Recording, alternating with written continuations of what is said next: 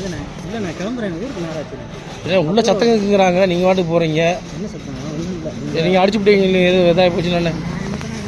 வாங்கண்ணே கூட இங்கே கூட வாங்கண்ணே.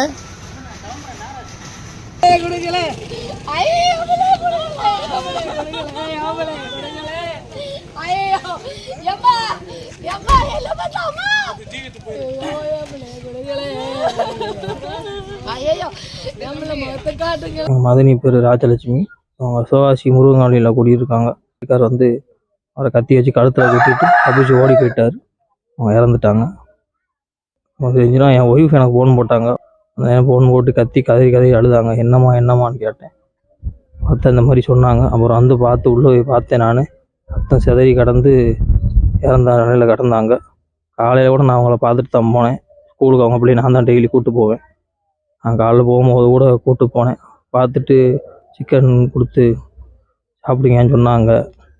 அப்புறம் அவங்க பிள்ளைய போய் இறக்கி விட்டுட்டு அவங்க பிள்ளையோட சொல்லிட்டு வந்தேன். அப்பா அம்மா சண்டை ஓட்டா நீ கண்டுக்காத, விட்டு நீ உன் படிப்பை பாருன்னு சொல்லிட்டு வந்தேன்.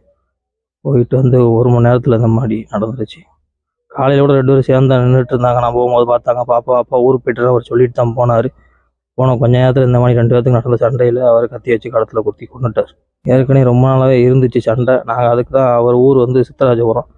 நாங்கள் அதுக்கு தான் இங்கே கூப்பிட்டு வந்து பக்கத்துலேயே வச்சுக்கிட்டோம். அவங்க அக்கா தங்கச்சி மொத்தம் 3 பேர். நான் 3வது பிள்ளையோட மாப்பிள்ளை, அவங்க 2வது. நாங்கள் 2 பேருமே இங்கே தான் இருக்காங்க. அவங்களையும் கூப்பிட்டு வந்து இங்கே வச்சுக்கிட்டு இருந்தாங்க. அப்போ சண்டை நடந்துட்டுச்சு. நாங்கள் சத்தம் போட்டு வச்சுட்டு இருந்தோம். இப்போ வெளியூரில் ஒரு வேலை பார்த்துட்டு இருந்தார். ஒரு 3 மாதம் அங்கே வேலை பார்க்காரு. அப்போ வருவார், 5 நாள் இருந்துட்டு போயிடுவார். அந்த மாதிரி இப்போ வரும்போது நடந்த சண்டையில் தான் இந்த மாதிரி செஞ்சிட்டார். அப்புறம் போலீஸுக்கு தகவல் யாரோ இங்கேருந்து சொல்லியிருக்கு. அவங்க வந்து பார்த்து இப்போ கூப்பிட்டு போயிருக்காங்க. போஸ்ட்மார்ட்டம் பண்ண கூப்பிட்டு போயிருக்காங்க. அவர் எங்கே போயிருக்காருன்னு தெரியலை.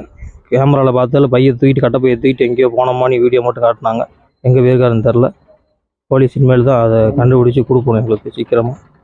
விசாரணை பண்ணிகிட்ருக்காங்க.